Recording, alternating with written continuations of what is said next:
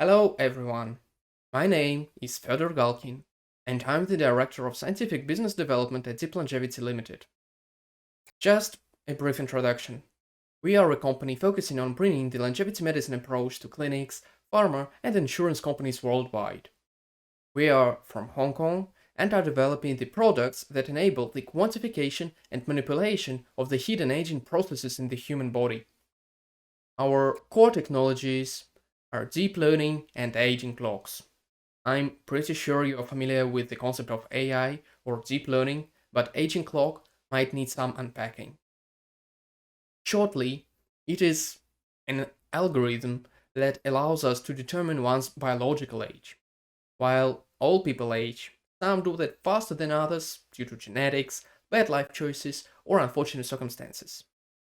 If a person looks like he's 60 when he is actually in his mid 40s, that person is biologically old or has an accelerated pace of aging. Sometimes you can see increased aging rate with the naked eye, so can our photo aging clock, but more often than not, the aging processes are more than skin deep, and then we can detect them with all these other aging clocks that take in information about your blood tests, ECG, or something fancier, such as epigenetics. All applications and tools developed by Deep Longevity rely on an intuitive notion that having an accelerated pace of aging is associated with worse health and higher mortality risk. We regularly publish our findings in open access peer-reviewed journals and are always innovating to create better technology. Since this is a presentation prepared specifically for the insurance sector, a portion of it will cover the validation of our technology in mortality-linked settings and our InsurTech solutions. But before we get there, I'd like to give you a general overview of the anti-aging industry to give you a better understanding of the ongoing healthcare revolution and our place in it. Now, let's start. One of the core changes in the industry is the spread of the so-called mHealth or mobile health solutions. mHealth apps allow people to become more health conscious, which is the first step towards living a long and healthy life. Daily activity reports, diet tracking, self-improvement apps with a score system, all these are instances of mHealth. Another frequent feature in these apps are online consultations or curated content to keep users entertained and answer their health-related questions. During the pandemic, people have become more cautious of their health and needed extra tools to stay in shape during the lockdown. Thus, mHealth apps have grown in popularity and now practically everyone has an app on their phone to improve their sleep quality, drink enough water, or be more physically active. The masses have embraced this concept of being your own Tamagotchi, and market numbers are there to illustrate this. According to various financial reports, the market for mHealth apps has surpassed 10 billion US dollars in US alone and 54 billion globally. The pandemic boost has turned the 12% annual growth into 18% or even 30% according to some estimates. And by 2026, the market is expected to reach 330 billion US dollars. mHealth apps are just the tip of the iceberg. People are also getting increasingly interested in more tangible, physical tools to achieve healthy longevity. Anti-aging drugs, or geroprotectors, are gaining popularity among the masses. These compounds are no longer niche products for the select few biohackers ready to take experimental pills to become limitless. You might have noticed people in pubs or during lunch casually discussing intermittent fasting, keto diet, NAD plus boosters, or even gene therapies. For a long time, these topics have been discussed in the context of aging only within the closed circle of academia. But now, all of a sudden, more and more people are talking about these potential ways to treat aging. You enter a gym and everyone is wearing Apple Watch. People compare their health scores, monitor their heartbeat and other parameters daily. This is unprecedented and shows that people in general are excited about any new developments that promise long-term health benefits. This trend towards self-monitoring and self-education in all things anti-aging has not been unnoticed by big corporations, and now such major players as Microsoft and Amazon are investing some serious money into mHealth and data-driven applications.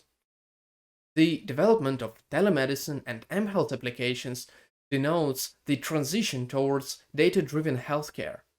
The more digitalized health data is, the more available it is for further development. Patient management tools, wearable trackers, search engines, web forums, all these create a digital environment storing a motherlode of data that can improve millions of lives and guide national policies, drug design, form novel research goals, and ultimately can create a new, ageless world.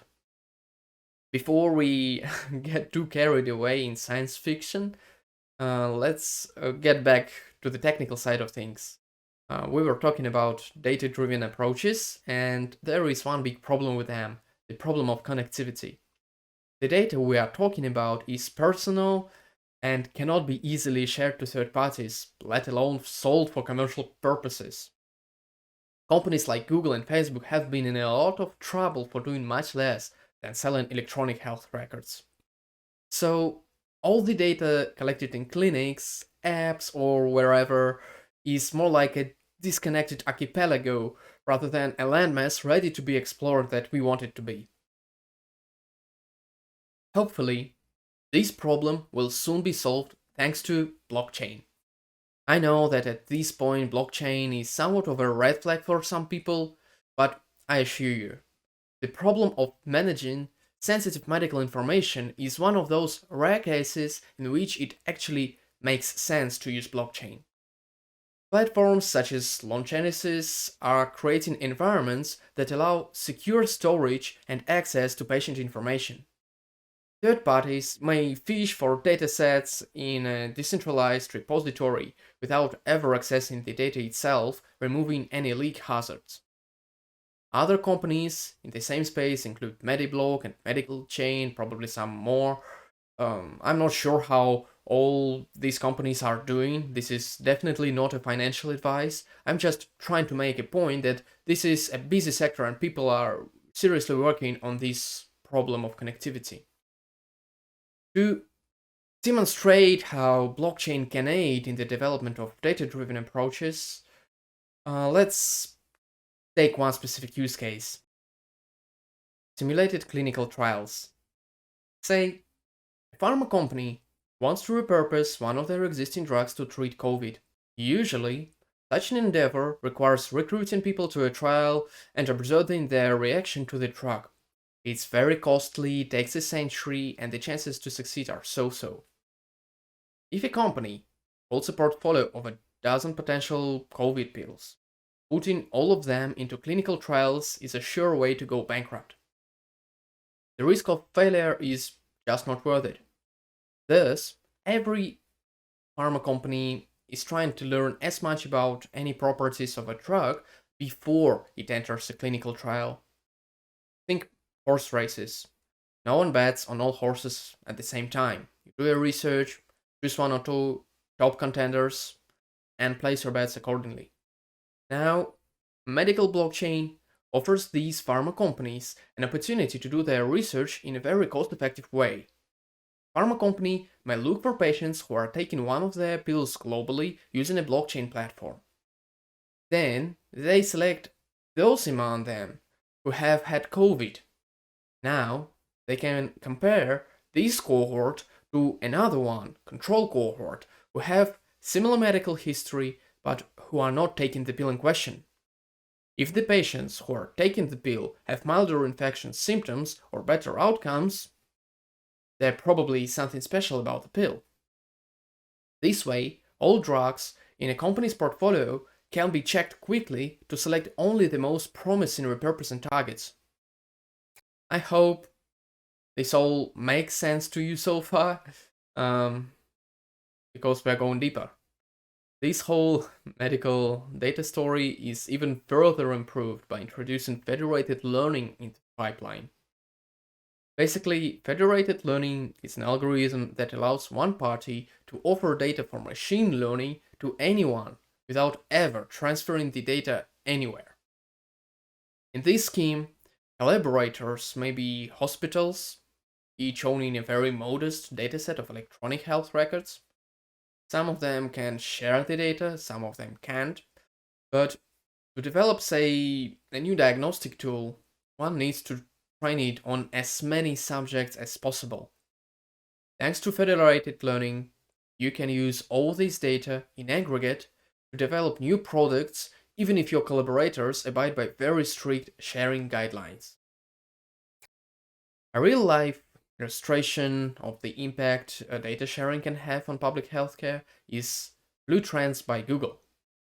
It's old news at this point, since the whole project was discontinued in 2015, but still, good story.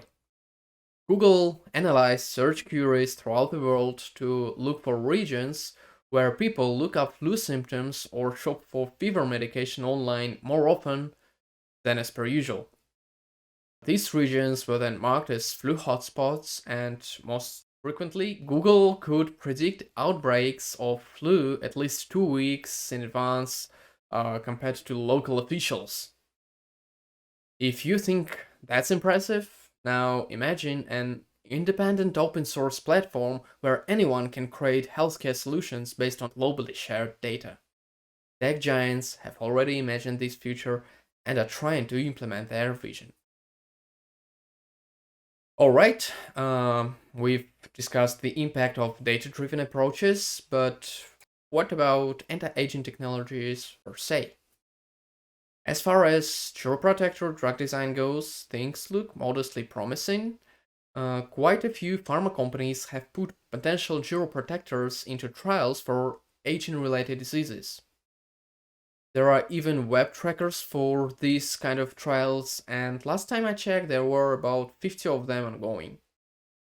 Some activities in this field go beyond just anti-aging drug design. For example, Jeff Bezos is funding Altus Lab, developing an epigenetic rejuvenation therapy. Announced last year, this lab has already recruited GSK's chief scientist as their CEO. And Libello Gene Therapeutics is a company testing its rejuvenative gene therapy in Colombia. And even the US military is planning to start testing chiropractors soon. Hopefully, we will soon see a consumer-ready rejuvenation silver bullet. As shown in a recent David Sinclair article, chiropractors will have an immense effect on the global economy, extending human lifespan, and importantly health span, adds literal trillions to the world economy. Even if a therapy started in late life, it can have measurable, significant impact on a person's life. Okay, we're finally wrapping up this part of the presentation. So just to reiterate, 1. Data is being generated and shared at an unprecedented scale. 2. People are as aware of the global aging problem as ever. 3. They are actively seeking a way to improve their health with the most recent consumer solutions. And finally, most importantly, tech giants see these developments and are trying to adapt. Alright, got that? Let's move on. Now, how does this healthcare shift affect the insurance sector, since that is what the presentation is supposed to be about? Next couple of slides will rely heavily on the concept of aging clock. So let's go through it one more time. Here is just a diagram of how aging clocks are trained. This particular case, an epigenetic aging clock. The bare concept is that you take lots of weak predictors of age and mash them together to get a statistical model that can predict a person's age. Data type does not matter that much as long as you have a sufficient number of samples. It can be epigenetic data, gut flora data, photos, biometrics, anything really. But More sophisticated data types usually offer the most surprising insights, but I digress. Once you got the model, you can categorize people into normal agers, low agers, and fast agers based on whether the model considers them to be older or younger than they really are. Fast agers are predicted by an aging clock to be older than they really are, and that is usually associated with some evident or hidden health condition, and most commonly higher mortality risk. Epigenetic aging clocks are considered the industry standard. They're the most accurate and the oldest type of an aging clock. In this case, it is a good thing to be the oldest. That means these aging clocks have received the most validation, have been tried in practically any setting, including mortality-linked settings. For example, one aging clock in particular, CREAM-Age, if it considers a person to be a fast ager, this person has roughly double the mortality risk compared to a normal ager. And while epigenetic clocks are a great invention, they suffer from several drawbacks that make them hard to implement in a consumer market. First of all, that is their high cost and low interpretability.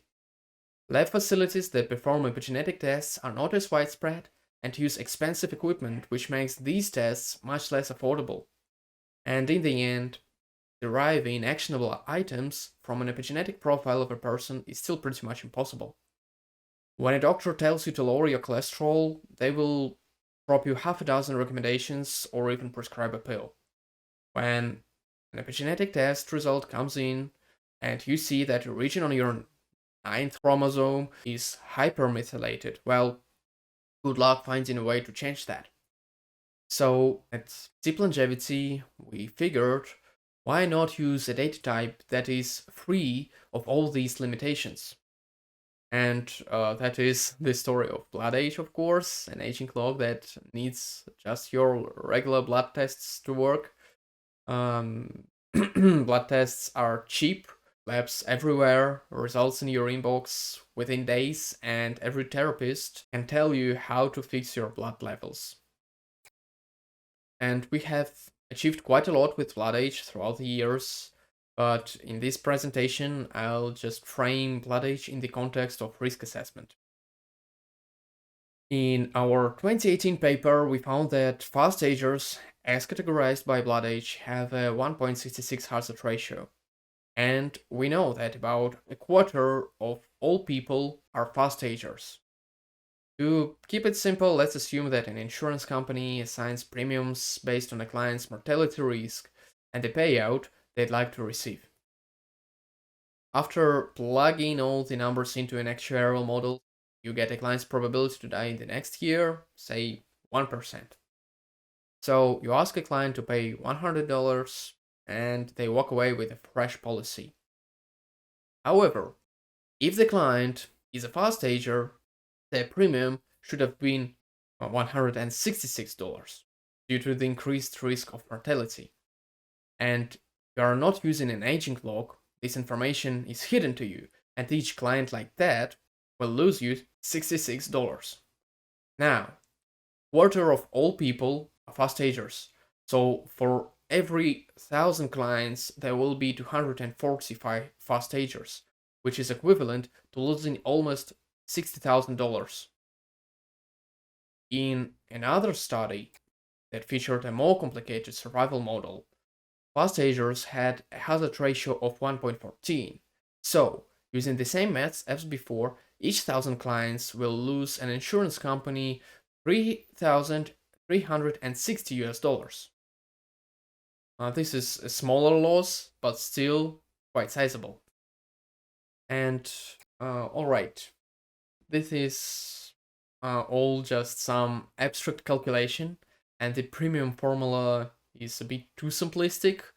Sure, things are much more complicated in real life and real actuarial models, but aging clocks such as BloodAge can not only save an insurance company money in underwriting, they can also add value to the clients and help them reduce their risks. We have developed a lineup of products to face the clients of insurance company and to help people reach healthy longevity. all guided by the information within their blood tests and other convenient and simple to collect sources of biodata. The reports we generate are graphic and informative and mark a path towards healthy lives with AI-generated personalized recommendations. These reports can be provided as printouts or online within an app or a desktop web service. Most recently, we have been working on an application that allows longevity physicians to interact with their patients and observe their progress, book meetings, and receive an online consultation. Both parties will have the access to the full functionality of our aging clocks. Thus, Longevity Coach is going to be a great solution for any company looking to quickly adopt the longevity approach into their practices. And I believe that is practically it. To summarize, a healthcare revolution is brewing, and aging clocks are an integral part of it. In addition to their use cases in pharma, healthcare, and research sectors, this technology is a perfect fit for any aspect of the insurance business. And if you'd like to learn more about aging clocks and how to implement them in your company, please contact me over WeChat, email, or fill in this online survey to book a call, and let me know if you'd like another video like this on some other longevity adjacent topic in the comments. And feel free to share this presentation with your colleagues and friends. All the sources are embedded in the PDF file you'll find in the description below. And glad that you have made it to the end of the video. This was Fedor Galkin from Deep Longevity. Goodbye. Thank you for watching.